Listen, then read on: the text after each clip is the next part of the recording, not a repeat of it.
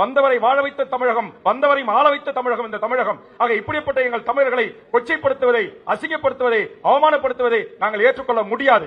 நாங்கள் எந்த மொழி வழி சிறுபான்மை மக்களுக்கும் எதிரானவர்கள் அல்ல.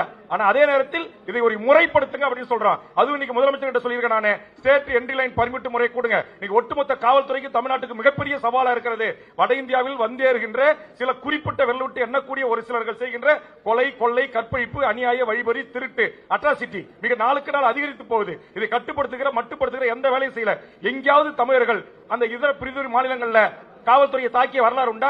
ஆனா இங்க சென்னிமலையில தாக்குறான், ஈரோட்டில் தாக்குறான், நாமக்கல்ல தாக்குறான், சவுகார்பேட்டில் தாக்குறான். ஏன் தாக்குறான்? அப்ப இந்த ஃப்ரீடம் அவனுக்கு எப்படி கிடைக்குது? இவனுக்கு பின்னால் ஆர்எஸ்எஸ் என்கிற இந்து பரிவார கும்பல் துணை நிற்கிறார்கள், தோல் கொடுக்கிறார்கள். ஆக இதை இனம் கண்டு முறியடிக்க வேண்டும் என்று சொன்னால் இங்கு ஸ்டேட் என்ட்ரி லைன் பர்மிட் முறை என்ற ஒன்றை கொண்டு வந்து இதையெல்லாம் மானிட்டரிங், இதெல்லாம் கண்காணிக்கணும். அவன் என்ன பர்பஸ்க்கு வரா, திரும்பி போறானா, இங்கே இருக்கிறானா என்று இதையெல்லாம் கண்காணிக்க வேண்டிய ஒரு முறைமை இருந்தால்தான் இந்த தமிழர் நிலம் பண்பற்ற நிலமாக, பக்குவப்பட்ட நிலமாக, யாதும் ஊரே யாவரும் கேளீர் என்கிற அந்த சகோதர மாண்போடு இந்த மண்ணில் நீடித்து நிலைத்து நாம் வாழ முடியும்.